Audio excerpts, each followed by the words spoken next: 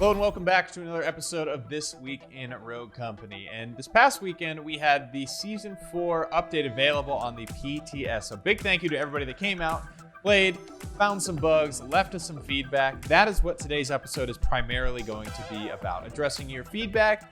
And we got a couple of good bug fixes in there. So without further ado, let's hop in. First up for gun balance, the Devotion. The Devotion is a tough weapon to balance. It has a low floor and a really high ceiling of what it can achieve. Trying to make the Devotion a more forgiving weapon without also increasing what this weapon can already achieve at the top end is difficult. We tried to do this by increasing the fire rate and the magazine size. We think increasing the magazine size helped raise the floor and make the gun less punishing when you miss a shot or two without really raising the ceiling too much. Increasing the fire rate, however, definitely raised the ceiling of an already dangerous weapon a bit too much. We're going to be reverting the fire rate changes we made, but keeping the magazine size upgrades on the Devotion.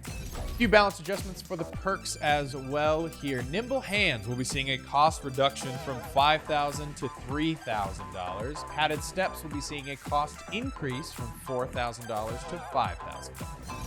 Also on PTS, we nerfed the range of all ARs and SMGs, as these two weapons are undeniably the kings and queens of Roko's arsenal. The assault rifle range nerf will be staying, but we've decided to walk back the nerf to SMG ranges. We want to slowly bring up the viability of all other weapon classes when compared to assault rifles. As far as bug fixes go, we've got some good ones. Saint's drone should no longer fail to launch but go on cooldown if you're attempting to use it after a dodge roll. APSs should now properly intercept and negate C4s and Ronin knives. Sticky sensors should now able to be hacked by glitch once again. We're also putting out a fix on Switch to hopefully address crashing caused by the tier sniper rifle and while switching sides during ranked play.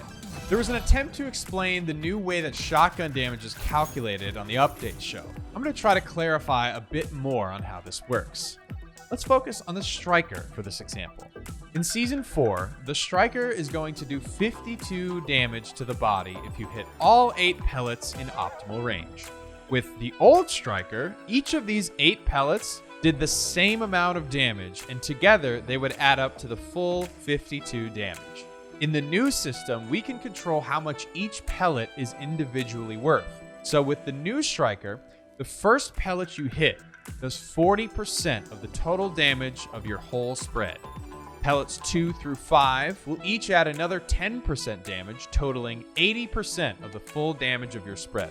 And the final 3 pellets of the 8 pellet spread will account for the remaining 20% of your damage. To summarize, in this new system, partial hits with shotguns will do more damage than they did previously, but we're reducing the amount of damage full hits do overall across the board to compensate. This new system gives us a much higher degree of control over balancing our shotguns.